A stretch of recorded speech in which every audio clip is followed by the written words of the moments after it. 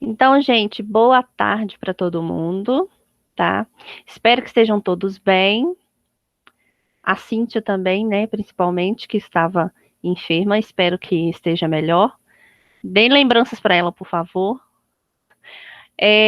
Eu quero começar com vocês mostrando como que ficou a nossa nova distribuição de pontos, tá? Eu tive que dar uma mexida, né, por causa do nosso formato de aula. Então, eu vou mostrar para vocês como que vai ficar, tá bom?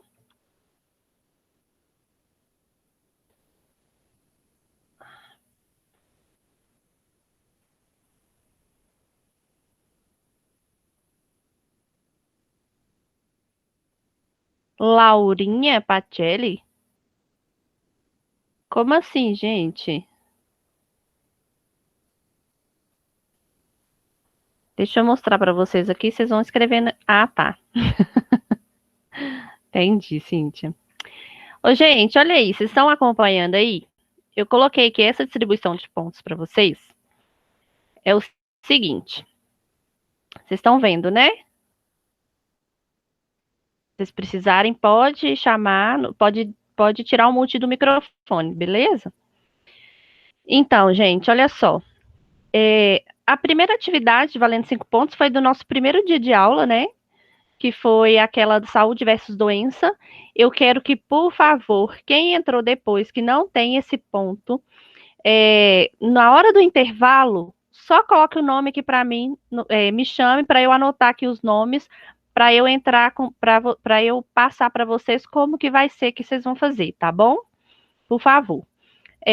A atividade avaliativa, né, que vocês fizeram, que seria que foi valendo 30 pontos, foi no dia 5 de março, né? Eu coloquei, de maio, eu coloquei essa data, mas na verdade vocês tiveram o prazo do mês todo, né, para fazer.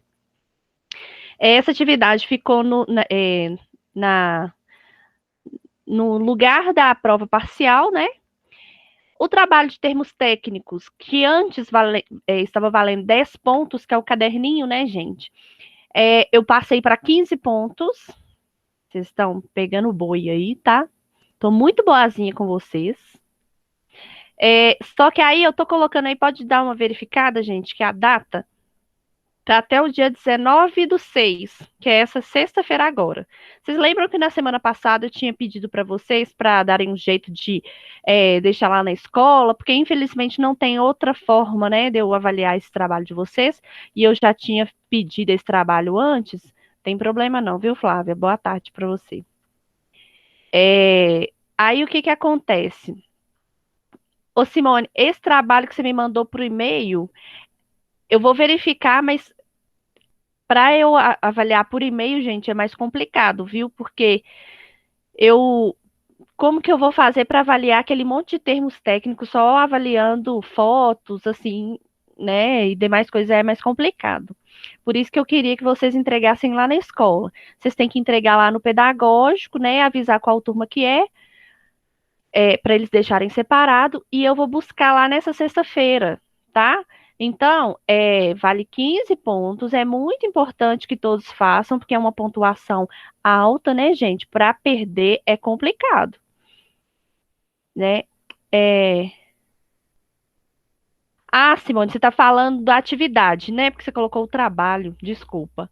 Ótimo, ótimo, Simone, muito obrigada, viu? Isso mesmo. É, exercícios que está aqui de 5 pontos, gente, são exercícios que eu vou ir passando para vocês, tá? E aí, depois, no final do módulo, né, vai ter o somatório de todos que fizeram, vai ganhar os 5 pontos, tá?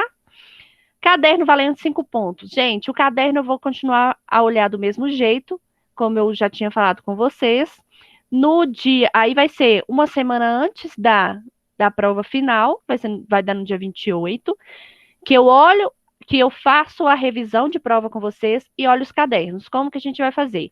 Aqueles vistos, né, que a gente já tinha comentado na aula passada, vocês vão me mostrar aqui online e aí eu vou anotando aqui quem que fez e quem não fez, tá? Quantos vistos cada um tem para ver se vai atingir essa pontuação ou não.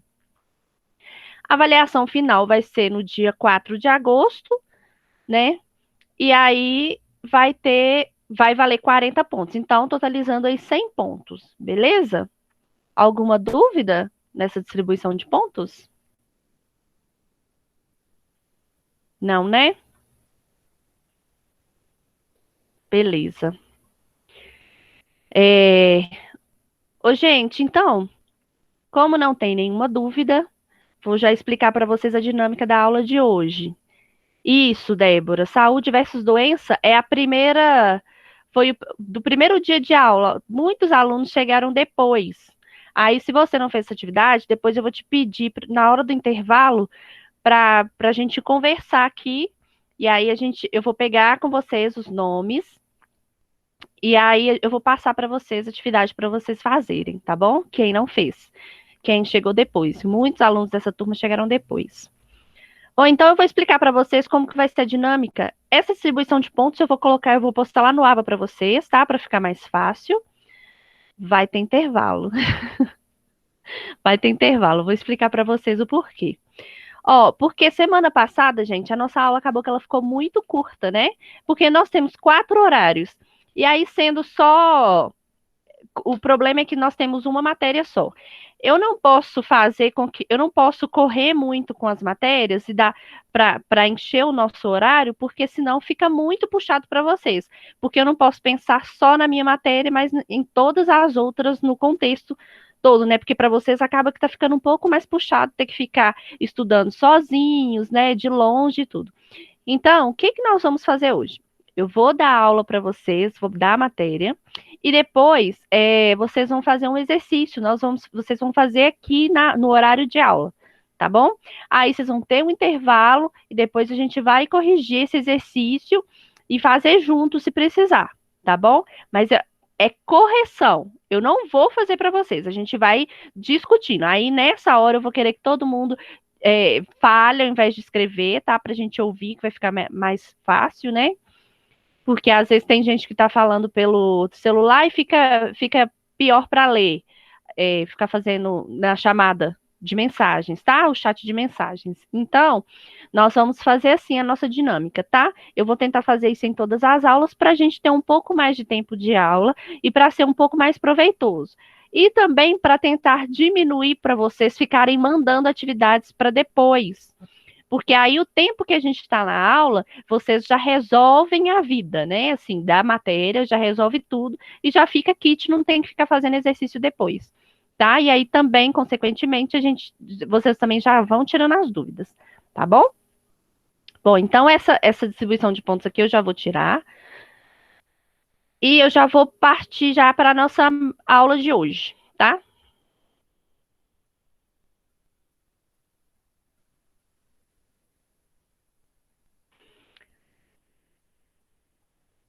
Bom, gente, então todo mundo continua assistindo, né? Continua vendo aí a minha tela que eu estou compartilhando com vocês. Então, a nossa matéria hoje, a aula que nós vamos ter hoje, é sobre lúpus eritematoso. Alguém já ouviu falar de lúpus? Alguém aqui tem lúpus? Tem algum parente? Se quiser tirar o mute do microfone, pode ficar à vontade. Ou se quiser escrever no chat também.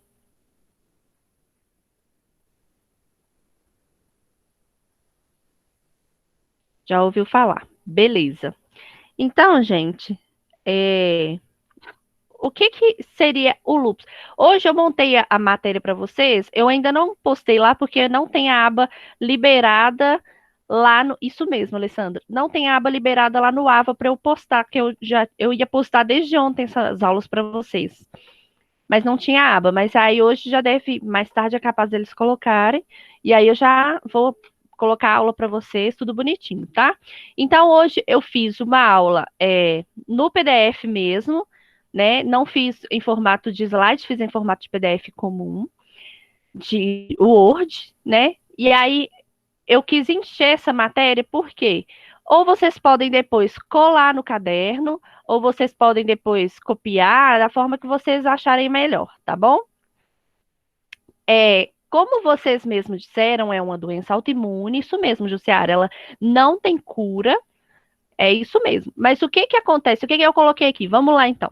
O lúpus eritematoso sistêmico, que é considerado, a gente chama também de LES, ou somente lúpus, é uma doença inflamatória crônica que atinge diversos órgãos e tecidos do corpo, como pele, rins, cérebro, articulações e entre outros órgãos, tá? Ele é uma doença autoimune, ou seja, o sistema imunológico ataca os tecidos saudáveis do corpo e ocorre principalmente em mulheres adultas jovens, entre 20 e 45 anos.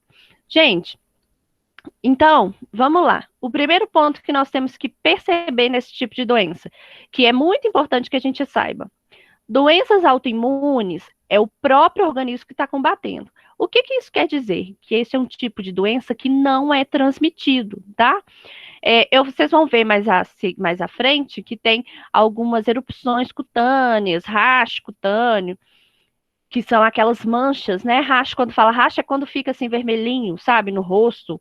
Aquilo é rash cutâneo, que se chama. Aí tem principalmente no rosto que dá, mas pode dar em outras partes do corpo também.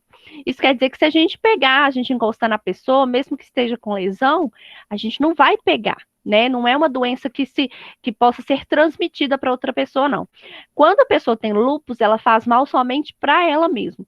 Por quê, gente? Porque quando é autoimune, quer dizer que o nosso sistema ele está tentando combater aquele vírus, né?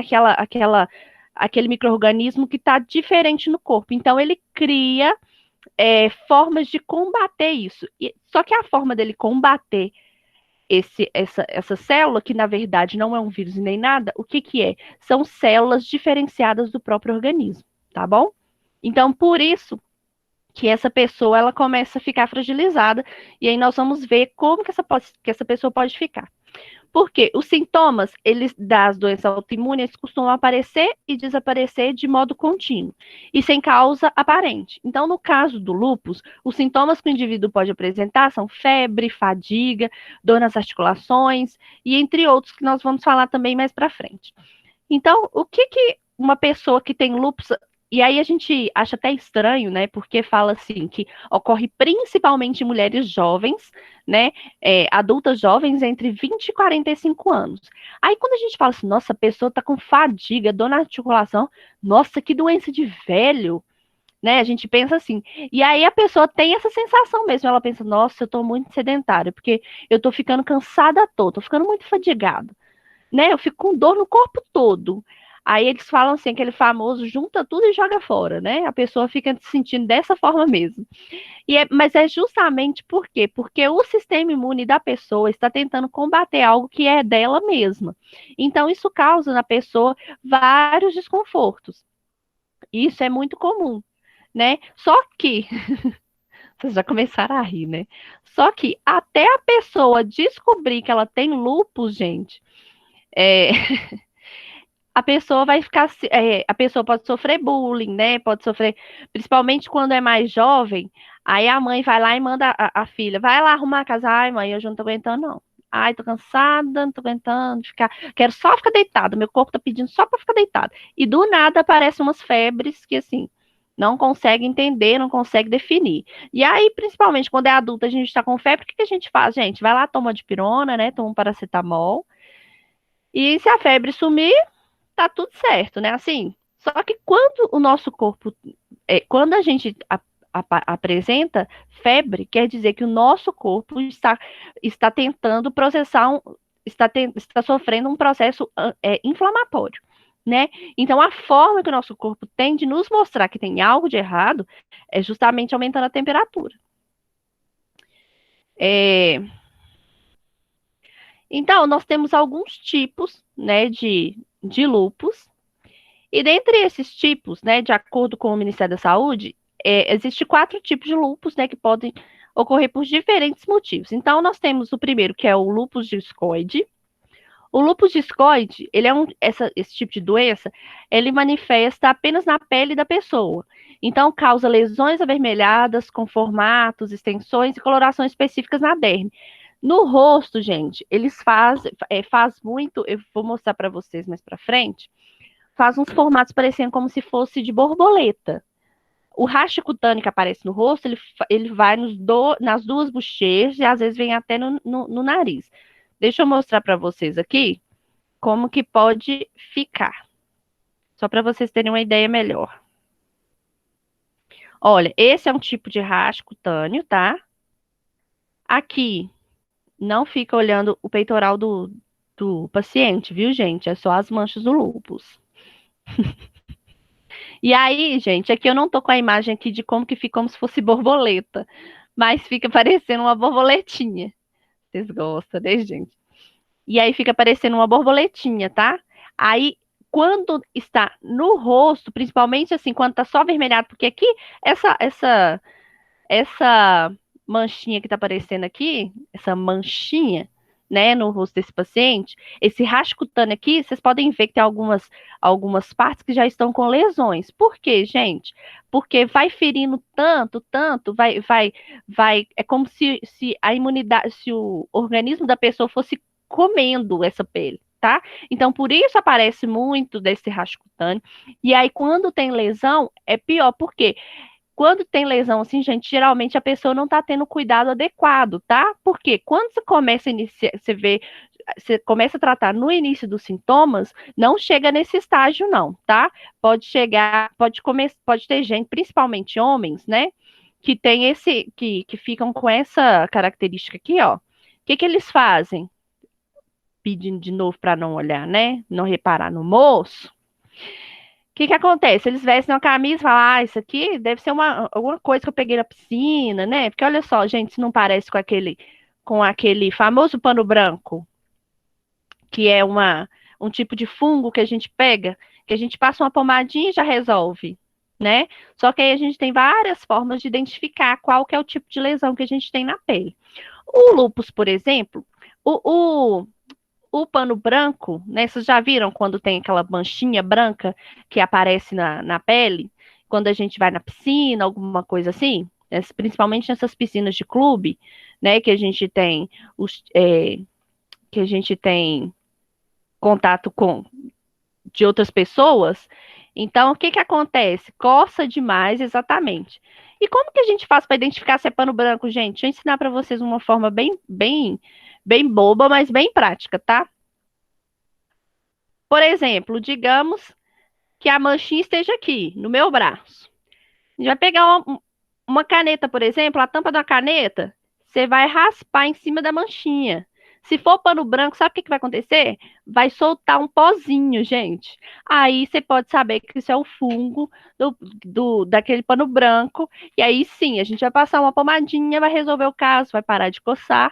E aquele fungo também, né, um antifúngico, vai resolver o caso. Se não for, no caso, por exemplo, da lesão do lúpus, primeiro ele começa uma manchinha vermelha, e aí pode ter partes brancas, mas geralmente fica só avermelhado, tá? Naquele, vou voltando aqui para vocês verem de novo. Aqui, por exemplo, vocês podem reparar que tem parte que está um pouquinho branco, tá vendo?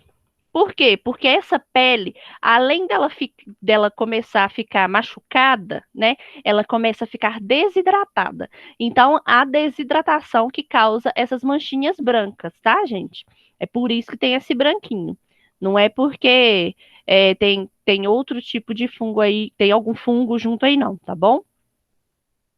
Então, gente, esse lúpus discoide, deixa eu só verificar aqui. Não, pano branco é micose mesmo, mas a gente tem tipos de micose diferentes. Aí o pano branco é esse tipo que eu tô falando com vocês, que é quando fica aquela manchinha branca. Porque a gente tem tipos de micose, por exemplo, que dá entre os dedos, né? Que é aquela famosa frieira, né? E aí tem vários outros tipos de micose. Essa do pano branco, por exemplo, ela nunca vai ficar nessas partes que ficam que podem ficar úmidas, porque os dedos, entre os dedos do pé, por exemplo, pode ficar um pouco úmido se você ficar o dia todo, por exemplo, com o sapato fechado. Meia e tênis, meia e sapato. Então, aí pode haver o acúmulo de proliferação desse fungo, tá? Agora, no caso de pano branco, geralmente vai ficar na parte mais seca da pele. Então, assim, na canela, né, no braço, pode acontecer muito, viu? Justamente por causa disso. É, Dá, Janice, calma que nós vamos chegar nessa parte, tá? Não pula os processos, não. Ó, gente, hoje nós já temos 30 pessoas na sala. Parabéns para vocês que estão assistindo.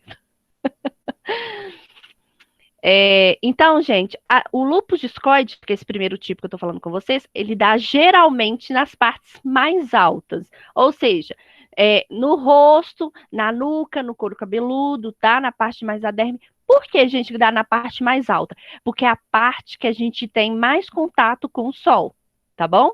Então, as partes que a gente que ficam mais expostas, geralmente perna, principalmente homens, né? Ficam de calça, né? Hoje em dia, mulheres também ficam muito mais de calça, né? Na parte do tórax também. No caso daquele peitoral ali, pode ser, né? O que ele ficasse muito na praia, né? Assim, expondo aquelas coisas ali, ninguém quer saber, mas pode acontecer, tá bom? O outro tipo de lúpus é o lúpus sistêmico, né? Que é o mais comum dos tipos, que ele pode ser leve ou grave, e às vezes surge por uma evolução do tipo discoide. Então, se o discoide ele não for tratado, ele pode evoluir para o tipo sistêmico. Então, a pessoa passa a ter o discoide e o sistêmico, tá bom? Então, na forma grave, a inflamação atinge todo o organismo, comprometendo vários órgãos, como pulmões, rins, coração, articulações e além da pele. Então, por que que o lúpus discoide pode evoluir para o sistêmico, gente? Porque na pele nós temos ramificações, né? Nós também temos contato, nós também temos circulação de sangue, né? Que está na parte da derme, né? E aí, que é justamente a parte da derme que, que, que é danificada, né, no discoide, principalmente a derme, e aí nós temos ali vínculos com o sangue. Então, quando fica tudo infectado, digamos assim, começa a ir para todos os órgãos do corpo. Por isso, sistêmico, porque de um órgão vai passando para o outro por causa da circulação sanguínea, tá? É, no lúpus induzido por drogas, que é outro tipo, acontece quando as substâncias de algumas drogas ou medicamentos provocam inflamação, gerando sintomas parecidos com os do tipo sistêmico. Os sinais costumam desaparecer quando acaba o uso de tais substâncias. Ô, gente, isso acontece quando a pessoa tem um lúpus induzido por drogas. Os sintomas são muito parecidos com de uma hepatite medicamentosa, tá? Só que na hepatite medicamentosa, o que vai acontecer? A coloração da pele da pessoa vai ficar amarela, né? Porque tem um excesso de bilirrubina que está circulando na corrente sanguínea. No caso do lúpus induzido por drogas, essas substâncias, esses medicamentos vão fazer com que ocorra uma inflamação no corpo no geral. Então, por isso que ele é parecido com os sintomas do sistêmico, que vai de um órgão para outro, porque aqui no caso pode aparecer várias manchas, tanto pelo corpo, quanto também provocando lesões internas, tá bom? O lúpus neonatal é o mais raro da doença, mas ocorre em filhos recém-nascidos de mulheres com lúpus, tá? Então, ao nascer, o bebê pode apresentar problemas no fígado, erupções na pele ou contagem baixa de células sanguíneas, mas esses problemas costumam desaparecer espontaneamente após os primeiros meses. Então, gente, quando a gente, hoje em dia, opa, desculpa, voltou aí? Voltou. Então, hoje em dia, quando a gente faz esse tipo de, deixa eu colocar aqui. Quando a criança nasce e está um pouco ictérica, né, que a gente tem que fazer aqueles banhos de fotoluz, né, com fotorreação. O que que acontece quando a criança nasce com esse tipo de probleminha? Eles fazem também teste sanguíneo para verificar se é somente fisiológico, né? Que toda vez que a gente usar o termo, gente, fisiológico, a gente quer dizer normal. Então, eles vão ver se esse tipo. Isso é somente por medicamentos, tá? Porque drogas também são, os fármacos também são tipos de drogas, né? Que a gente não tá falando de drogas ilícitas, não, tá bom? Vai ser mesmo só tipo medicamentoso. É, aí, gente, o que que acontece? eles verificam se essa icterícia é só por causa do fisiológica ou se tem alguma coisa relacionada com algum outro tipo de doença. E aí eles verificam principalmente se tem lúpus a ver com isso. Eles vão ver o histórico da mãe, né? E consequentemente vão olhar o histórico do bebê. Por quê? Porque se a mãe tem lúpus, a chance do bebê ter no início é muito grande, tá? É hereditário? Não, mas pode acontecer na criança, por quê? Porque o mesmo sangue que está circulando na mãe também está circulando no bebê. Vocês entenderam por quê?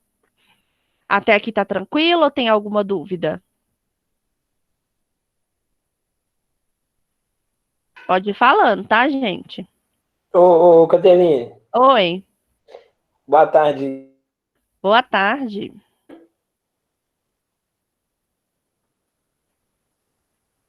Ficou mudo, Renato?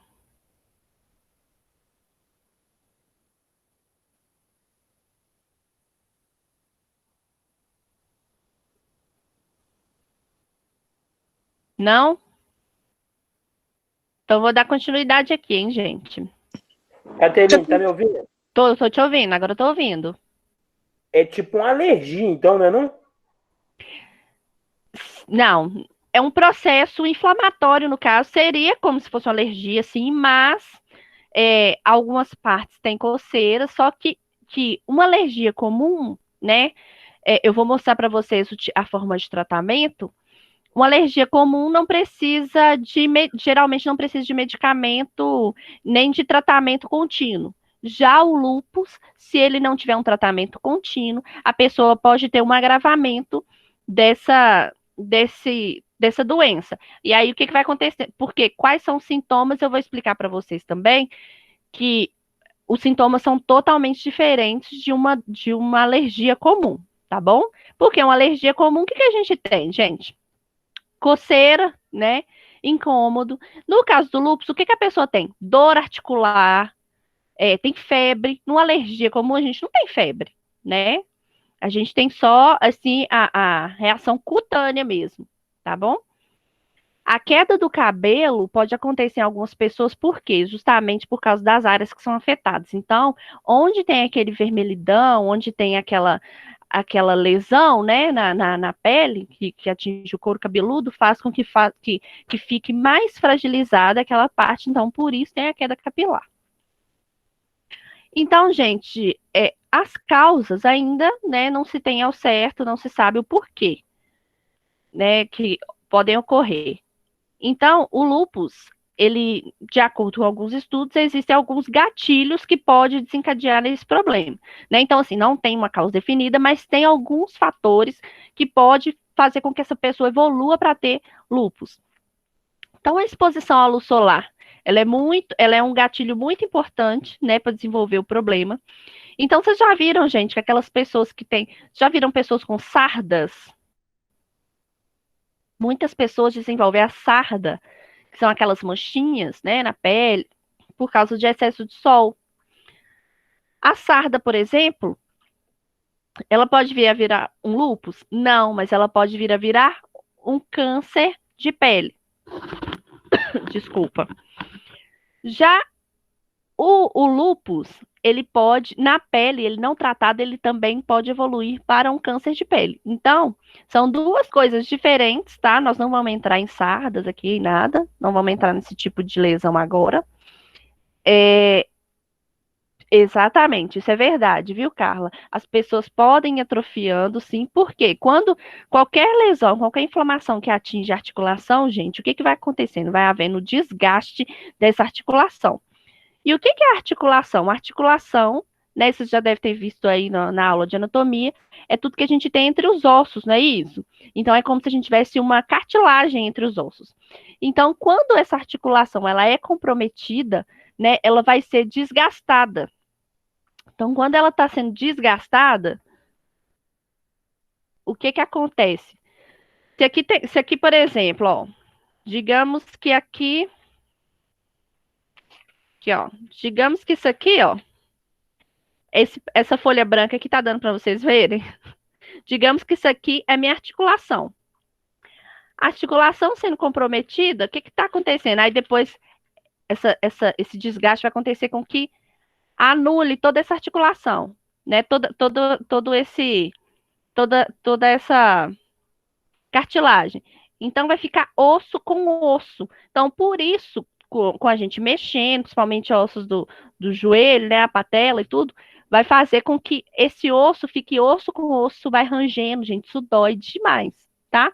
As articulações, que são todas as dobras, né, do corpo, aí vai ser no braço, na mão, tudo, isso vai doer, isso sempre, na pessoa de lúpus, né, que tem lúpus, já tem dor constante nas articulações. Você imagina quando tem o desgaste da articulação e vai ficar osso com osso. Então, a dor é ainda maior, tá bom? Então, para qualquer pessoa, gente, independente se a pessoa tem lúpus ou não, é a gente não abrir mão do protetor solar. Hoje em dia, né, por causa da camada de ozônio, os raios solares são muito mais agressivos para a nossa pele do que alguns anos atrás, algumas décadas atrás. Então, hoje em dia, até num sol mínimo, que seja mormaço, a gente não pode brincar e ficar sem o protetor solar, né? Claro que a nossa vida é muito corrida, a gente não lembra, às vezes a gente lembra de passar protetor solar só quando vai na praia e quando vai no clube, né? Mas é muito complicado a gente esquecer, porque tem doenças que, com o tempo, né, que vão, com o passar dos anos, que vão aparecendo, né? E doenças de pele é uma delas. Então, quando já tem uma inflamação pré-existente, né? Qualquer tipo de inflamação pré-existente no nosso organismo, isso pode evoluir para um lúpus. E além disso, a exposição do sol, como eu falei, pode ser muito mais agressivo. Infecções. Outra coisa que pode desencadear o lúpus são as infecções. Elas podem tanto iniciar a doença quanto causar uma recaída em alguns indivíduos, gerando um quadro leve ou grave, conforme cada situação. Então, a pessoa, quando ela está em tratamento, ela vai fazer uso de medicação, dependendo, claro, de qual que é o grau de lúpus, de onde que é o lúpus, né? Onde que esse lúpus está atingindo, qual órgão, se é algum órgão específico, né? Se é sistêmico, né? Como tem o tipo lá generalizado, se é só o discoide. Aí essa pessoa, ela pode ser que, dependendo do grau de imunidade dela, se ela diminuir um pouco a imunidade, por exemplo, o que vai acontecer? O lúpus, né, que é essa infecção constante que a pessoa tem, vai fazer com que volte todos os sintomas de novo. Então, essa pessoa pode ter febre alta, pode ter muitas dores, muito incômodo, muito cansaço, muita fadiga, tá? Pode ter outras enfermidades também causadas, como, por exemplo, a pleurite. Quem já ouviu falar em pleurite? Alguém já ouviu falar em pleurite?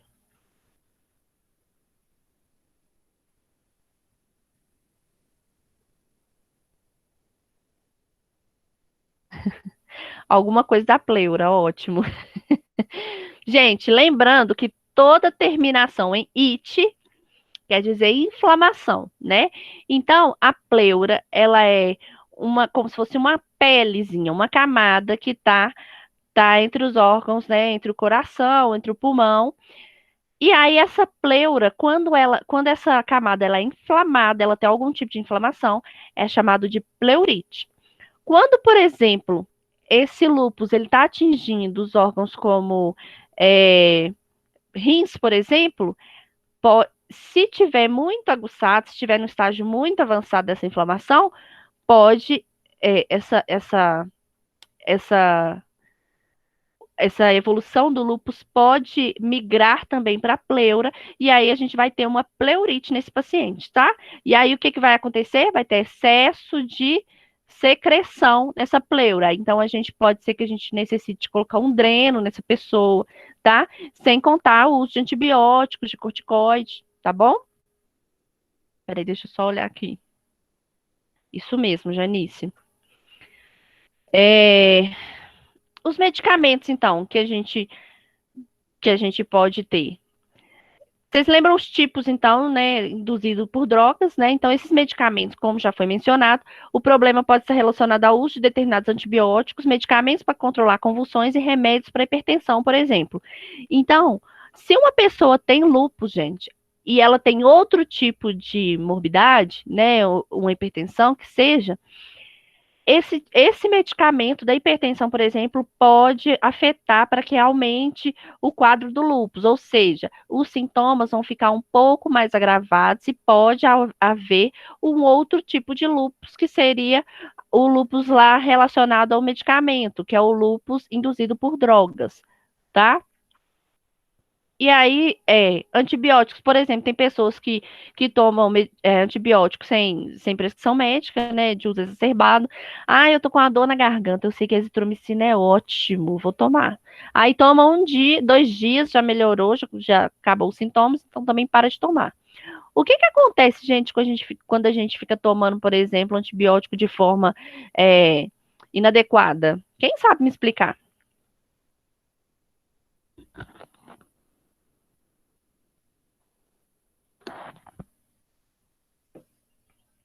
Isso, Larissa. E o que que seria isso? A bactéria criar uma resistência, gente? Quem sabe me dizer isso?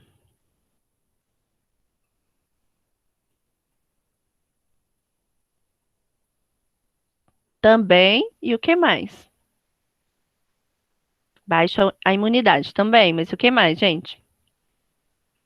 Exatamente. Não vai fazer mais efeito. Isso mesmo. E por que que não vai fazer mais efeito, gente? Porque ele vai criar. Quando a gente toma antibiótico, quando a gente toma vacina, é como se a gente são como se fosse vírus, né, bactérias que a gente joga no nosso corpo. Então as nossas células elas criam mutações, né, para conseguir combater essas medicações. Quando essas medicações elas são tomadas de forma, por exemplo, 2 dias só e era para ser 5 dias, então a quantidade de medicamento ela está muito menor em relação a todas as nossas células. Então elas vão criar mutações e quando você for tomar essa medicação de novo, ela não vai resolver nada, tá? Porque as nossas células já vão ter criado a resistência, né? Que é justamente isso, porque é essa mutação que já não vai, que eles não vão conseguir mais controlar, tá bom? Por isso que vocês já viram quando a gente faz exame que a gente faz, aquele de urina, por exemplo, que faz um monte, que vocês já viram no resultado de exame que aí tem um monte de nome de antibiótico? Alguém já viu? Eles falam urocultura. O que que acontece, gente, nesse tipo de exame? Quando a pessoa apresenta uma infecção urinária, por exemplo, o que que eles fazem? Eles vão no laboratório e aí eles colocam um pouco dessa urina da pessoa naquelas placas. Vocês já viram as placas transparentes que tem nos laboratórios? Vocês viram isso lá no ensino médio. Nessas placas, eles colocam junto parte da medicação. Por quê? Porque eles vão vão saber se aquele medicamento vai combater aquele tipo de bactéria que a pessoa tem de acordo com a imunidade dela, tá? Aí por isso que tem lá um monte de medicamento, por quê? Porque eles vão tendo que testar um por um para ver qual que essa pessoa vai conseguir, qual que essa pessoa vai combater e qual que não vai, tá? Porque o que o sistema imune dela não combater é o que o médico vai ter que usar, tá bom? Então é por isso que a gente faz esse tipo de exame também. Aqui é a mesma coisa. Então, gente, os sintomas que a gente pode ter, que a pessoa pode apresentar. Então, os sintomas do lúpus, né, pode surgir de repente ou então desenvolver lentamente. Então, às vezes um dia a pessoa tem muito cansaço, muita dor no corpo, né? Aí você pensa, ai, nossa, acho que eu tô ficando gripado, meu corpo tá todo doendo, aí logo depois vem a febre. Aí a pessoa, ao decorrer dos anos, toda vez que isso acontece, acha que é uma gripe, então trata como gripe, né? Então, por isso que às vezes as pessoas custam a identificar que tem essa doença, tá? É possível que apresente de forma moderada ou então grave. Então, pode ser temporários ou permanentes esses sintomas. Então, geralmente são temporários, tá? Que é por isso que como eu falei com vocês, as pessoas confundem muito com gripe, né? Com resfriado, aí vai lá, toma um antitérmico, toma toma um remedinho para dor no corpo, né? Toma um Tilenol lá, um paracetamol, toma uma dipirona, toma um Dorflex, no outro dia já tá novo. E só que, gente, essa quantidade de medicamentos também pode fazer com que agrave o problema da pessoa, tá bom? Então, de acordo com o Ministério da Saúde, a maioria dos pacientes apresentam sintomas moderados, que surgem esporadicamente e depois da crise desaparecem. Então, do nada, tem algum tipo de sintoma, né? Ou febre, ou dor no corpo. E aí, no momento da crise, a pessoa vai lá, toma um remedinho, depois desaparece os sintomas. Então, então era realmente só uma gripe mesmo. Mas se eu tiver febre de novo, aí eu vou no médico. Ficar uns 3 dias com febre, eu vou no médico. Os sinais também podem variar de acordo com a parte do corpo afetada, né? Então, o rastro cutâneo, que é o que eu falei com vocês, que é quando dá aquelas manchinhas avermelhadas, né? Principalmente em formato de borboleta, que dá assim no rosto, afeta quase que metade das pessoas com lúpus. Então, quase todos os pacientes identificam o lúpus, conseguem identificar o lúpus a partir dos rastros cutâneos, que é a partir das lesões na pele, tá? Que começa a aparecer as manchinhas avermelhadas ou um pouquinho esbranquiçadas. E além disso, ele piora com a luz do sol e também pode ser generalizado. Ou seja, quanto mais exposto ao sol, maior vai ser a quantidade de manchas que vão aparecer pelo corpo, tá bom? Os sinais variam outros sintomas são fadiga, como eu já falei com vocês, febre, dor nas articulações, rigidez muscular, tá? Que fica como se, principalmente aqui no pescoço, a gente fala assim, nossa, eu tô muito tenso. E aí fica bem rígido, né? Pode ter alguns edemas também, alguns inchaços pelo corpo, né? Queda de cabelo, já expliquei para vocês o porquê. Feridas na boca, porque, gente, a nossa mucosa bucal, ela é muito sensível. Então, qualquer tipo de inflamação, principalmente interna, geralmente já estomatite, né? A gente apresenta afta, isso é muito comum. Lesões na pele surgem também, né? Ou pioram com a exposição do sol. E aí, dificuldade de respirar, dor no peito ao inspirar, né?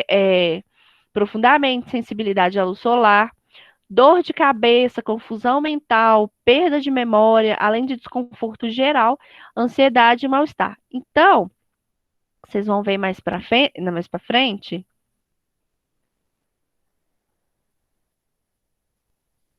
Tá, posso sim. O motivo da queda capilar é porque quando apresenta os rastros cutâneos, geralmente também esse rastro cutâneo, que é essa mancha avermelhada, ela também apresenta no couro cabeludo, né? Então, nem sempre, gente, um paciente que ele tem esse tipo de lesão, né, de lúpus, ele vai apresentar coceira, não, tá? A maior parte deles não apresenta coceira, tá? Vai apresentar somente a lesão mesmo. E aí essa lesão ela pode ter dor por causa que ela vai ferindo, né? Porque pode ter feridas também. No caso da cabeça, onde tem essas manchinhas, né, vai ficando sensível, e aí com isso vai ter a queda capilar, porque ele tudo tá sensível, é como se fosse morrendo aquela parte aquelas partes da célula, entendeu? Então vai ficando enfraquecido. De nada. Ficou claro?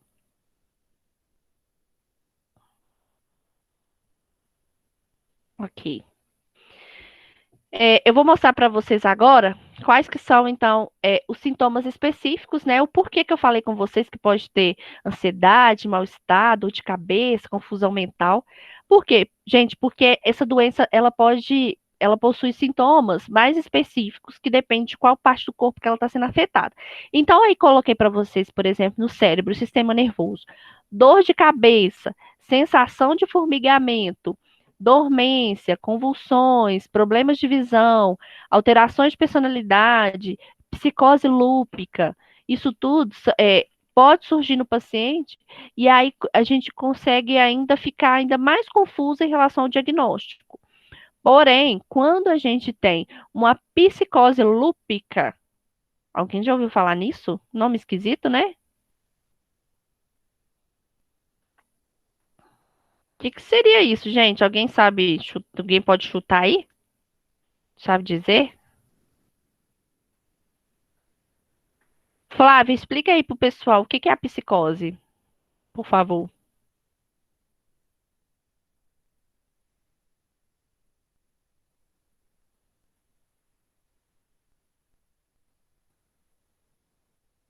Ô, Flávio, você pode abrir o mute, você pode abrir o microfone para falar?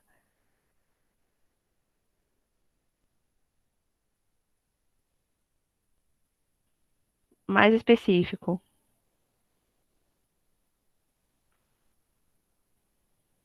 Isso, então é um transtorno mental, né? Isso mesmo. Tem aquelas falas desconexas, né? Isso. Tem uma desconexão com a realidade. Então, isso seria um tipo de psicose. E o que que seria, então, essa psicose lúpica, gente? A psicose lúpica, a pessoa ela tem esse tipo de né, ideia é, modificada, né, essa ideia distorcida das coisas. Então, essa psicose, ela pode ocorrer tanto pelo uso de medicamento, né, ou não. Geralmente acontece a psicose lúpica por causa do excesso de medicamentos.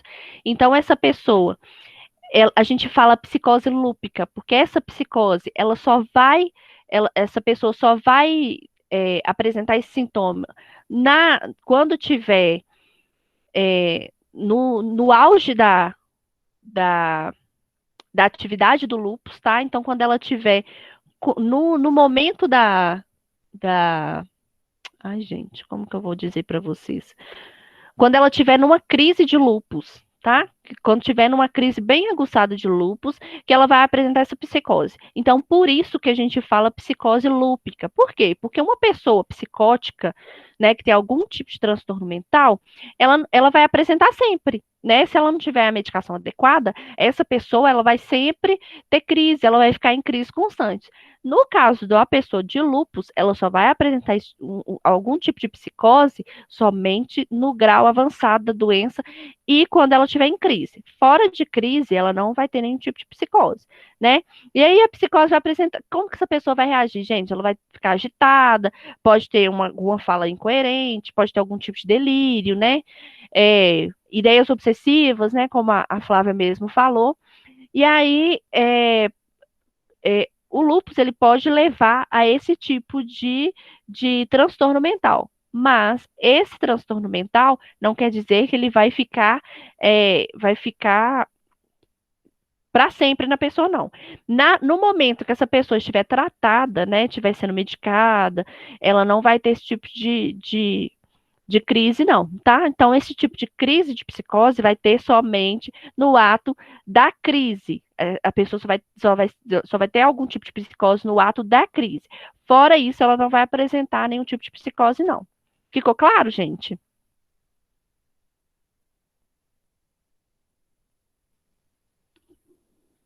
Ótimo, ótimo. No trato digestivo, então, a pessoa pode apresentar, se houver, né? Dependendo de onde o lúpus está atingindo. Pode ter dor abdominal, náusea, vômito, né? Isso é muito. E aí, o que que acontece, gente? Quando a gente tem esse tipo de sintoma, então fica muito confuso com outras doenças. E quando você tem uma dor abdominal, por exemplo, náusea, vômito, você vai pensar que você está com lúpus? Não, isso vai ser às vezes você nem vai pensar nisso. Muita gente nem tem conhecimento desse tipo de doença, né? Então, só com mesmo vários tipos de, de avaliações médicas, né? Que geralmente a gente vai fazer, eu vou falar mais para frente qual vai ser o tipo, né, de avaliação, mas geralmente é muito difícil, até para um médico mesmo mais inexperiente, identificar que é lúpus. Então, ele vai tratar como uma gastroenterite, né? Com a possível gravidez, né? Que a primeira coisa quando a gente chega no médico hoje, principalmente mulher, já que o lúpus atinge mais mulheres, chega lá falando que tá com muita dor abdominal, tá com náusea e vômito, o que vai perguntar, gente? Qual que é a data da última menstruação? Né? Geralmente o médico vai perguntar primeiro isso, né? Vai perguntar quando que começou, quanto tempo tem os sintomas, né? Mas nunca vai perguntar se tem já teve algum histórico de lúpus, se tem já é sabido de algum tipo disso na família, né? Então, isso é muito comum. No coração, pode apresentar muita arritmia cardíaca, né? O que é arritmia cardíaca, gente? Vocês estão tendo aula de anatomia lá, hein, que eu sei. Fala aí, gente. Frequência cardíaca alterada, Cateline? Isso aí, ela vai estar diferenciada, não é isso? Isso mesmo. Pode estar tanto taquicárdico quanto bradicárdico, não é isso? A arritmia cardíaca quer dizer que está anormal o tipo de batimento cardíaco, tá? O pulmão, né? Então a pessoa pode apresentar dificuldade para respirar, tosse com sangue. Gente, vocês lembram antigamente quando a pessoa tinha. A gente vê muito isso nas novelas antigas, que não tinha muito tratamento para úlcera gástrica. Então a pessoa ficava lá com lencinho, lá começava a tossir, a gente via lá o sangue lá no lencinho. Vocês lembram disso nas novelas antigas? Muita gente, na antiguidade principalmente, já morreu de lúpus, porque eles tratavam como sendo uma forma de doença e na verdade era outra. Por quê? Por que que isso vai acontecer quando o lúpus estiver no pulmão, gente? Eu também não sou dessa época, viu, Adriele? Por isso que eu não tô falando só das novelas. É, no pulmão, o que que vai acontecer, gente? Quando a pessoa tá com algum tipo de inflamação lá, então os brônquios e os bronquíolos, eles não vão conseguir fazer essa troca gasosa da forma adequada. Aí vocês lembram lá da grande, da pequena circulação, né? Que aí, vocês ficam rindo. Que aí, quando a gente chega lá no pulmão, que a gente não consegue, que o pulmão, por ele estar infectado, né? O que que seria isso? Ele está infeccionado, ele está inflamado, então ele está cheio de pus. Não é assim? Toda inflamação não gera pus, que é aquela secreção amarelada e tudo. Então, o que que acontece? Ali também vai ficar com excesso de sangue, porque o pulmão ele não vai fazer a troca gasosa da forma eficiente, né? Então, ele vai ficar cheio de secreção. Então, a pessoa, qualquer tipo de secreção que houver no pulmão, vai haver tosse, né? Quando a gente tá muito gripado, a gente não fica com excesso de catarro no pulmão, não fica assim? E aí a gente precisa de tomar um expectorante, alguma coisa para retirar aquilo ali. Porque enquanto tiver qualquer tipo de secreção, a gente vai ter tosse, né? Porque é a forma que o nosso organismo, o nosso pulmão tenta excretar tudo aquilo ali. Então, quando a pessoa tá numa crise de lúpus, por exemplo, e atinge o pulmão, esse pulmão fica cheio de secreção, né? E também cheio de sangue, como se fosse aquele sangue pisado, sabe, gente? Aquele sangue escurecido, porque aquele sangue é como se ele tem pouca circulação. Então ele fica, aquele sangue ele vai como se ele fosse fazendo como se fosse nata, tá? Ali no pulmão dessa pessoa. Então, por que que vai ter a tosse com sangue? Porque o pulmão está tentando excretar tudo aquilo ali, né? Jogar para fora tudo aquilo ali que está de acúmulo nele para ele conseguir trabalhar melhor. Então, por isso que essa pessoa vai ter uma dificuldade respiratória e vai ter também essa tosse com sangue, tá? A pele vai ter uma coloração irregular da derme, né? Então, se a pessoa ela tem uma coloração muito branquinha, aí vai ver partes avermelhadas, né? Em negros, gente, costuma que é um pouco difícil da gente identificar o lúpus cutâneo, mas a gente consegue identificar também, tá? Por quê? Porque é como se fizessem bordas, algumas partes das lesões. Eu vou mostrar para vocês de novo aqui, aquele peitoral que vocês não gostaram de ver. Olha só, gente, tá vendo que dá para tem partes que tem como se fosse bordas nessas manchinhas? Então, nessas bordas é como se elas ficassem um pouquinho inchadinhas. E é como se a gente fizesse, igual quando a gente arranha, que fica um pouco, fica riscado, a gente não consegue ver, não fica, não fica um pouquinho inchado, como se fosse formando um risco. Então, é justamente aquilo lá que aparece na pele, tá? Da pessoa. Vocês estão entendendo, gente? Ah, e outra coisa que acontece também na pele, gente, é que com o frio aumenta esse vermelhidão, tá? Por quê? Porque quando tem o ar, ele já é como se ele queimasse a nossa pele, né, gente? O ar frio.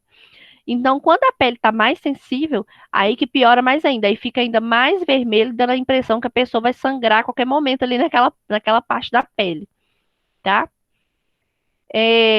O diagnóstico e tratamentos, né? Então, que a gente tem. Então, é imprescindível procurar, então, um especialista para identificar o problema. Isso porque o diagnóstico do lúpus, como eu tenho falado desde o início da aula, não é tão simples. Então, como os sintomas podem variar muito de pessoa para pessoa e pode mudar com o passar do tempo, não é raro que ele seja confundido com sinais de outras doenças. Isso também eu já falei com vocês, né? Ainda não há nenhum exame ou teste único para diagnosticar o lúpus. Essa avaliação é feita a partir da anamnese clínica, realizada pelo médico, além de exames de sangue e de urina. Conforme orientações do Ministério da Saúde, os principais testes realizados são exames de anticorpos, incluindo testes de anticorpos antinucleares, hemograma completo, radiografia de tórax, biópsia renal e exame de urina. Por que, gente, que a gente vai usar todos esses exames? Olha aqui. Por quê? Olha aqui para vocês verem. Além da proteção solar rigorosa, diferentes formas de lúpus demandam diferentes formas de tratamento. Praticamente todos os casos que se beneficiam do uso de medicamentos antimaláricos, né, que tratam a malária, também reduzem a inflamação. A gente está ouvindo muito falar da cloroquina, hidroxicloroquina, né, que uns falam que está sendo eficiente, né, no caso do Covid, outros falam que não, mas o fato é que todos os pacientes, a maioria dos pacientes que têm lúpus fazem uso desse medicamento, tá? Esse é um tipo de medicamento também que a gente usa em pacientes que são doenças renais, tá? E também pacientes que possuem malária, tá? A gente também usa em paciente que trata de malária, então eles usam também hidroxicloroquina, tá? Porque que vai reduzir o tipo de inflamação no corpo. Então, consequentemente, vai diminuir a febre, né? Até vai restabelecer a temperatura normal do corpo, vai tirar essa infecção, essa inflamação. Então, essas secreções, tudo vai ser excretado, e essa pessoa automaticamente também vai diminuir as dores, né, os sintomas que incomodam a pessoa. Então, por longo período, reduz a inflamação da pele, articulação, os rins. O lúpus da pele pode ser tratado com cremes ou injeções locais, com medicação, que reduz a inflamação. Nas formas pulmonares, renais e renais, necessita de outras drogas que reduzem a imunidade, né, que a gente usa os imunossupressores. Vão ser alguns, tipo a azathiopina, por exemplo, um paciente que faz tratamento de transplante, ele também usa esse tipo de medicamento, é um tipo de imunossupressor. O que o imunossupressor faz? Faz com que as células do nosso corpo não tentem combater esse tipo de célula, esse tipo de medicação, né, que tá entrando para proteger aquele órgão, tá bom? Então, quando a pessoa usa imunossupressor, faz com que o seu organismo não lute contra as bactérias, contra as células que estão entrando, tá bom? E que não faça mal para você mesmo. E que muitas vezes requerem internação hospitalar também, infusões diretas na veia, infusões de medicação, tá, gente? Principalmente imunossupressor. Uma equipe multidisciplinar com reumatologista, neurologista, nefrologista, pneumologista também pode ser necessário. Então, voltando aqui nesse tipo de medicação, nesse tipo de exames.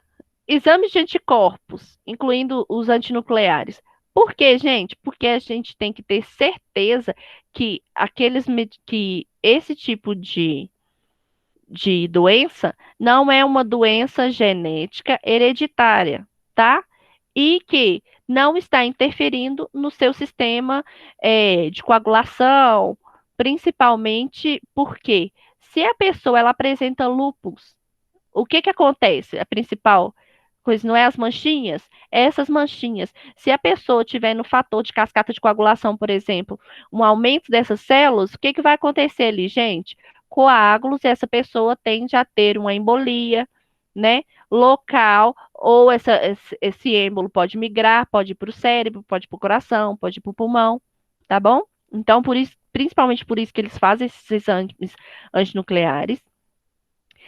Hemograma completo. Por quê, gente? O hemograma a gente vai avaliar se as células de defesa, as células vermelhas, as brancas, estão em numeração aumentada ou se não estão, tá? Radiografia de tórax, para ver se tem alguma anormalidade dos órgãos, estão aumentados, se não estão, né? Principalmente excesso de secreção.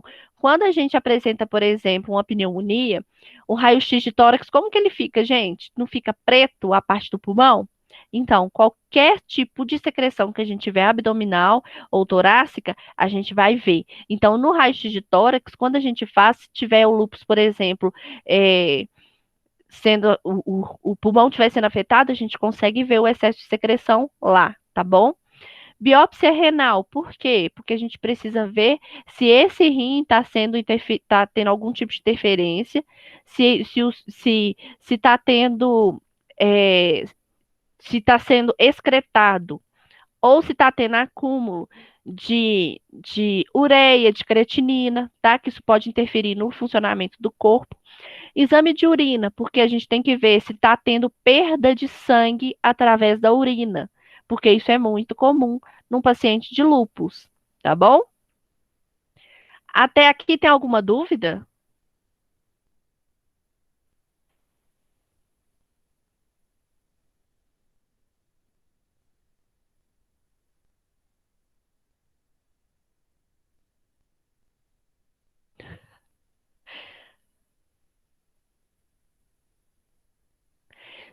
Ô, Tiago, se essa pessoa for infectada com a gripe comum, ela estando com lúpus, se o lúpus estiver em tratamento, essa pessoa provavelmente não vai sofrer muito dano, não. Mas se a imunidade abaixar demais, que é o que acontece quando tem a gripe e o lúpus junto, o que vai acontecer é aumentar os sinais e sintomas, né? Que são as dores musculares, a febre pode ser aumentada, e dependendo de onde o lúpus estiver atingindo na pessoa, essa pessoa pode precisar de internação, né? Porque pode ser que ela precise até de transfusão de sangue, porque dependendo de onde o lúpus estiver alojado, né, tiver danificando no corpo da pessoa, ela pode ter perda sanguínea, então pode ser que ela precise de uma reposição de célula vermelha, ou então até de plaquetas, tá?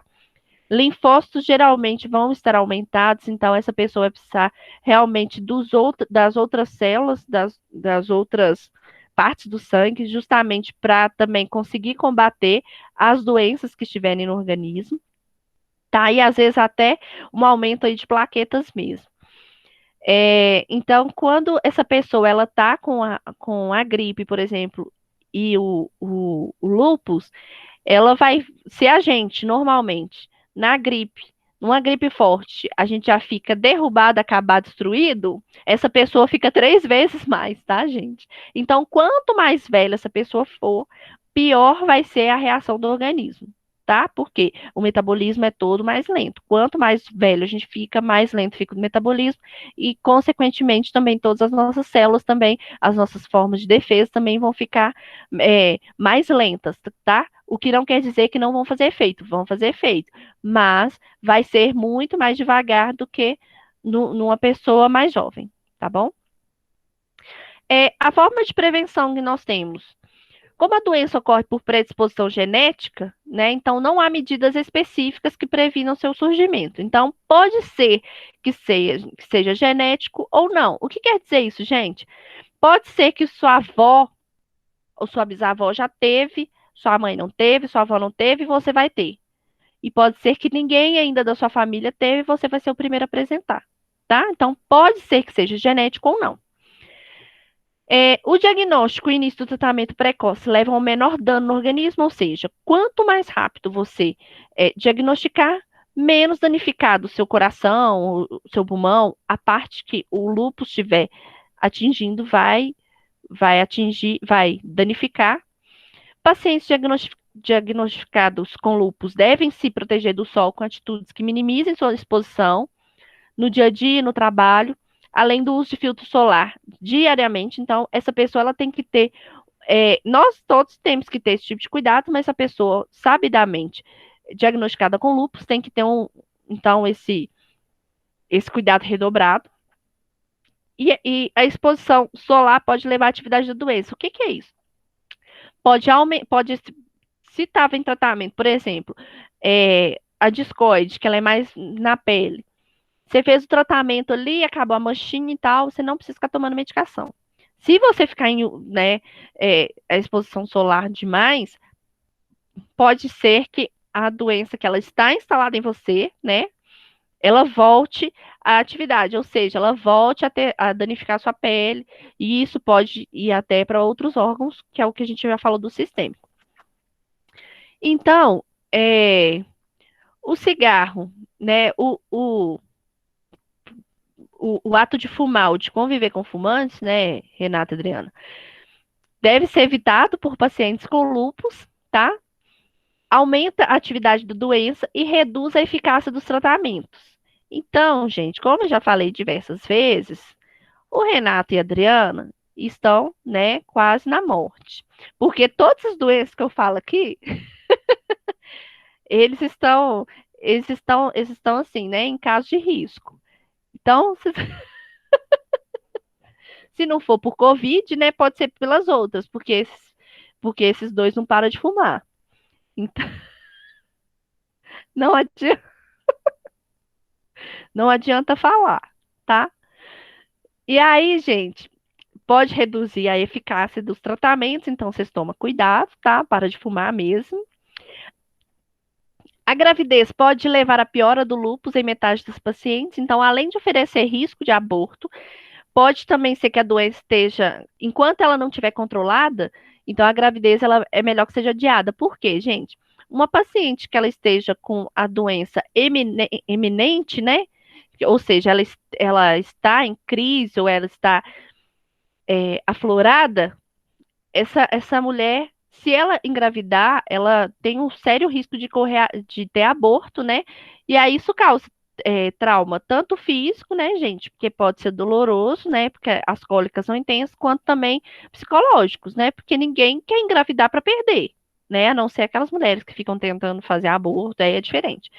Mas ninguém quer isso. Então, qual que é a indicação? Se você pretende ter filho, então o indicado, gente, na verdade, é que a gente faça primeiro quando você faz um tratamento, por exemplo, você planeja, eu quero engravidar em janeiro. E aí você vai no médico, no ginecologista, o que que ele faz? Ele te dá uma série de exames antes de você engravidar. Por quê? Se tiver alguma anormalidade nos seus exames, primeiro a gente tem que tratar tudo isso para depois engravidar. No caso de uma paciente que já é sabidamente diagnosticada com lúpus, ela vai informar para o médico dela e aí ele vai fazer uma série de exames para verificar se está eminente ou não. Caso não esteja, ela pode engravidar normalmente. Caso esteja, né? Então, primeiro ela tem que controlar, porque senão ela pode engravidar e vir a perder. Então, não vai resolver muito. E nas formas do lúpus que afeta apenas a pele, o prognóstico é excelente. Então, com controle completo da doença. O que é isso?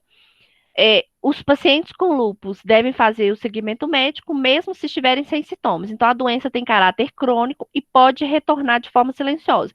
Então, a pessoa vai lá, faz o tratamento, mas ela a cada 6 meses, a cada um ano, depende de qual que é o grau da pessoa, ela tem que ir fazer um controle médico, porque aí vai fazer aquela série de exames, né, que nós já citamos também para ver. Lembrando que não tem um exame específico para o lúpus, né? Mas porque se ela não tiver cuidado, pode voltar de forma silenciosa. Não necessariamente essa pessoa que tem a doença na pele vai ter sempre na pele, não, gente. Pode ser que o lúpus possa atingir outros órgãos. Então, se essa pessoa não tiver os cuidados devidos, pode ser que que o lúpus volte de forma silenciosa e atinja até outros locais. Então, como eu já tinha mostrado para vocês, né? A gente tem esses tipos de apresentações na pele, né, de lesões, que é os rastros cutâneos, já bem afetado, né? O lúpus inicial ele começa assim, aí aqui isso aqui essas lesões aqui já devem ter aproximadamente de 2 a 3 semanas, tá? Para já estar apresentando esse grau aqui, que já tem até umas partes esbranquiçadas. E aí, eu trouxe também essa imagem aqui para vocês, que eu acho ela muito interessante, para mostrar para vocês nas partes que o lúpus ele pode atingir. Então, na boca pode ocorrer as úlceras orais, né, que é as aftas, né, porque como eu já falei com vocês, na boca nós temos a mucosa, ela é muito sensível, né? Na pele, a gente tem o rash malar, que é o chamado rash cutâneo, que são as manchinhas que eu falei com vocês, e é onde ocorre o lúpus discoide, né? Nos pulmões, a gente pode ter a pleurite, né, que a gente já falou, a pneumonite, que não é a mesma coisa de pneumonia, tá? A pneumonite é a inflamação do pulmão e a pneumonia, ela é a inflamação do pulmão, mas ela tem um agravo. Nós vamos falar disso depois. A embolia pulmonar, que é o que eu tive, né? Que são quando dão os êmbolos por causa como eu já falei com vocês, o pulmão ele não está funcionando da forma adequada, então vai ser como se tivesse um acúmulo de sangue ali, que esse sangue pode criar coágulos, né? Então, consequentemente, essa embolia pulmonar. Pode haver também a hemorragia pulmonar, que é quando a pessoa tosse, né? E vai haver sangue na tosse. No sistema cardiovascular, no coração ali, pode haver hipertensão, porque esse coração ele tem que fazer um esforço maior, né, por causa dessa inflamação que tá atingindo ele. Então, por isso, pode ter esse aumento da pressão. A pericardite, miocardite, endocardite, né, que são a inflamação das 3 camadas que cobrem o coração, que a gente tem. E, consequentemente, também pode haver o infarto, né? Que é a morte daquelas células, daquela parte do coração, fazendo com que pode haver esse infarto fulminante ou não, tá? Gastrointestinal, pancreatite, hepatite, isquemia intestinal, né? Que a isquemia intestinal vai ser o mesmo que o infarto, porque o que vai ser a isquemia, gente? Vai ser a morte daquele tecido. Então, não vai haver mais circulação sanguínea. Com isso, vai haver a morte daquela parte do intestino. É tratável? Sim, desde que seja de forma rápida. Qual vai ser o tipo de tratamento da isquemia intestinal, por exemplo? Vai fazer uma cirurgia, né? Vai ser um tratamento cirúrgico e os médicos eles vão cortar aquela parte do intestino. Como o intestino ele tem metros, né? Então, dependendo da parte, a gente consegue tirar, né? E fazer uma religação, seria assim, que a gente vai pegar uma parte boa com a outra parte boa, vai religar e tirar aquela parte morta. Por que tem que ser o mais rápido possível, gente? Porque se naquela parte não está havendo circulação sanguínea, consequentemente, não vai circulação para as outras partes do intestino, né? Então, quanto mais tempo demorar, mais partes do intestino vão morrer. Aí a pessoa pode ser que precise de uma bolsa de colostomia para o resto da vida, né? Precisa de fazer uma inserção, tá bom? A pancreatite e a hepatite, né, vai ser justamente a inflamação desses órgãos, que vai ser o excesso de secreção, né, e de falência desses órgãos, tanto do pâncreas quanto do fígado. Os rins, vai haver a insuficiência renal, pode haver sangue na urina, que eu já expliquei para vocês, e pode ter também uma urina muito espumosa. Por quê, gente? Por causa da secreção que vai estar na urina junto com a secreção de pus, tá? Então, quando tem o jato quando sai o jato de urina, ela vai formar espumas também. A queda do cabelo, ó, músculos e articulações. Então, vai haver dor muscular, né? Dor nas articulações e artrite, que é inflamação, né? Desses músculos. A queda de cabelo, febre, dor de cabeça também eu já expliquei, né? Que podem ocorrer.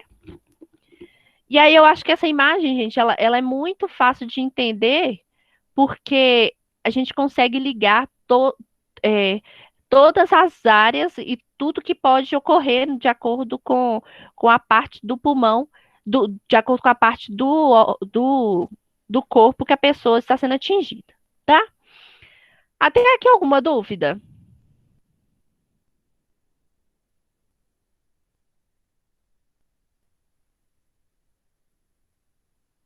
Ok. Gente, eu trouxe para vocês também um depoimento de na verdade, é de um consultório de um médico que ele faz esses tipos de tratamentos, tá? Aí é o seguinte, aí tem um vídeo que eu quero que vocês assistam, o link tá aqui. Para eu colocar o vídeo aqui, eu acho que vai ficar cortando, mas o vídeo eu acho que ele é de 5 ou 6 minutos, tá? Da história dessa mulher. Mas olha só o que é o depoimento dela. Em janeiro de 2018, Mona Lisa começou a apresentar queda de cabelo e das sobrancelhas. E logo em seguida apareceram manchas vermelhas na pele, principalmente nas áreas expostas ao sol. Rosto, costas, colo, que é aqui, nessa parte aqui próximo, abaixo um pouquinho do pescoço, e braços. Ela foi submetida a uma biópsia de pele e realizou um exame de urina que revelou a presença de proteínas. Mona Lisa recebeu o diagnóstico de lúpus eritematoso sistêmico e foi diagnosticada com e foi medicada com prednisona, azatioprina e hidroxicloroquina sem sucesso. Então, gente, a prednisona vai ser o quê? O corticoide, tá? Azatioprina vai ser o imunossupressor e a hidroxicloroquina que vai tentar diminuir esses sintomas e tentar melhorar esse paciente, diminuir essa infecção, tá? Essa inflamação. Ela ganhou 10 quilos, os cabelos continuaram caindo e as lesões eritematosas da pele não regrediram. Há 10 meses, ela optou pelo tratamento com o protocolo da vitamina D. E rapidamente as lesões eritematosas da pele desapareceram. Os cabelos e sobrancelhas voltaram a crescer e com a retirada do glúten e da cortisona, ela perdeu 10 quilos. Fundamentados no enorme volume de evidências clínicas que nós acumulamos nos últimos anos, a esse nós aqui é o pessoal dessa clínica, desse médico, podemos afirmar com certeza que a vitamina D em doses hiperfisiológicas, ou seja, hipernormais, associados a uma dieta anti-inflamatória, é a melhor opção para o tratamento de todas as doenças autoimunes. Então, gente, esse depoimento aqui é de um tipo de tratamento, tá? Que eles estão fazendo estudos agora, vocês podem ver que isso aqui é super recente, que é de janeiro de 2018, né? Então, é um estudo que eles estão fazendo agora para ver se, para tentar, né, acalmar, amenizar as dores desses pacientes, os sintomas, os sinais e até mesmo as doenças autoimunes. Isso não vale somente para o lúpus, mas nas autoimunes em geral, tá? No caso dessa mulher, por que ela ganhou 10 quilos, gente? Porque ela fazia uso contínuo de prednisona, que é um tipo de corticoide. O corticoide, ele é um tipo de anti-inflamatório, tá?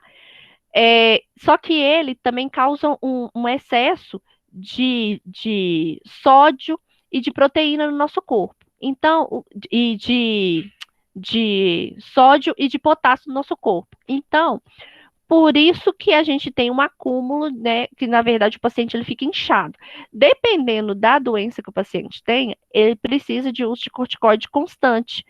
E isso pode causar esse desconforto no paciente, né? Principalmente o excesso de peso. Tem pessoas que não voltam, tá? Principalmente assim, em relação às bochechas, né? Em relação ao corpo mesmo, a pessoa começa a ficar deformada, porque algumas áreas do corpo ela começa a ficar com acúmulo, né, de sódio, e aí essa pessoa tem essas deformidades que às vezes não voltam, tá bom? É, Aí, gente, eu gostaria de pedir para vocês assistirem esse vídeo, tá? Vocês conseguem pegar esse link aqui?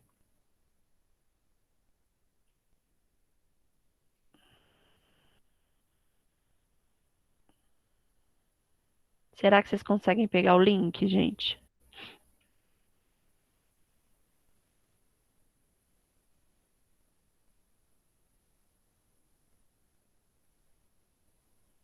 Espera aí só um minutinho que eu vou tentar.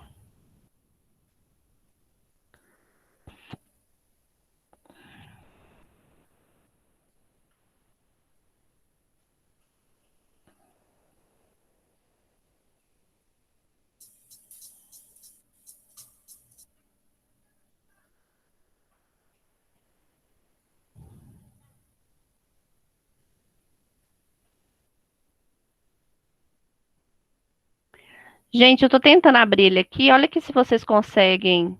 Olha se vocês estão conseguindo ver.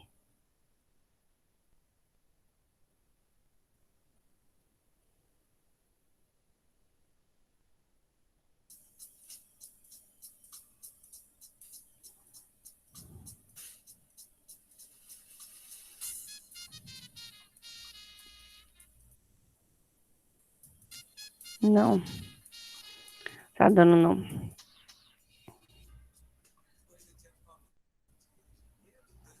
Não é. Peraí que eu vou tentar aqui para vocês. Peraí só um minutinho, gente, que eu vou tentar aqui colocar para vocês. Peraí, tá? Eu vou abrir aqui a página, gente. E vou tentar.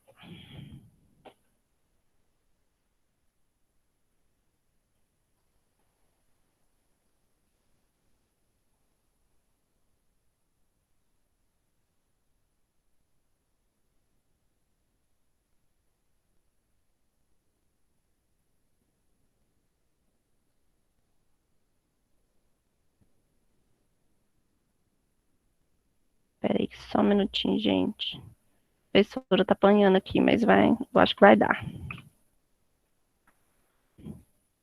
Eu quero que vocês vejam como que a Mona Lisa ficou.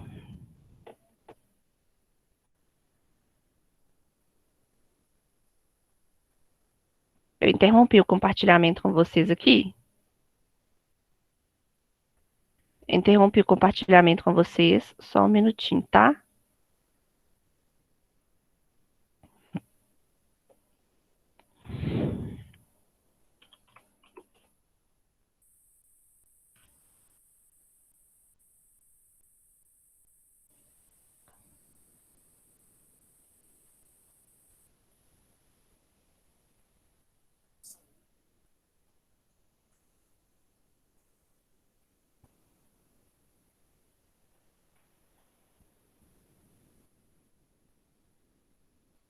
Agora deixa eu tentar de novo aqui. Vamos ver se vai dar certo.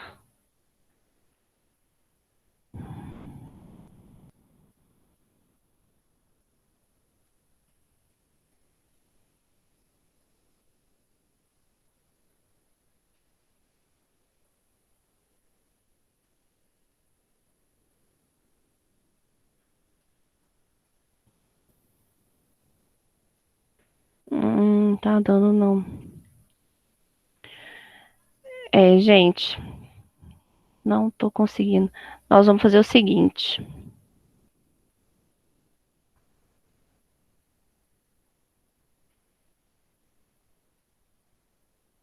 Será que não tem disponível no YouTube, não? Tá no YouTube. Eu vou colocar aqui para vocês o link agora, porque aí vocês que vão ter. Oh, meu Deus do céu, cancela. Isso aí, ó. Oi, no YouTube. Isso mesmo, gente. Esse aí que é o. Obrigado, Ciara. Aí é o seguinte, gente. Eu quero que vocês assistam. E aí nós vamos fazer um intervalo. Vocês vão assistir esse vídeo. Esse vídeo, eu acho que ele tem 5 minutos ou menos. Eu quero que vocês vejam como que ela ficou, tá? É um tratamento que eles fizeram, então eu já li para vocês o depoimento. E daqui 5, e quando for 4 horas, a gente vai voltar à aula, tá bom? Aí nós vamos fazer uma atividade, vou passar para vocês. E aí a gente vai tirando dúvidas, tá bom? Aí agora. Água. Hã? Bem no mesmo. Peraí. Isso mesmo. Aí, gente, é o seguinte, agora eu queria que me chamasse aqui quem não fez a primeira atividade de saúde versus doença, por favor. Pode sair então agora? Pode sair, contando que volte daqui a pouco, tá? 8 horas, né? 4 horas. Ok.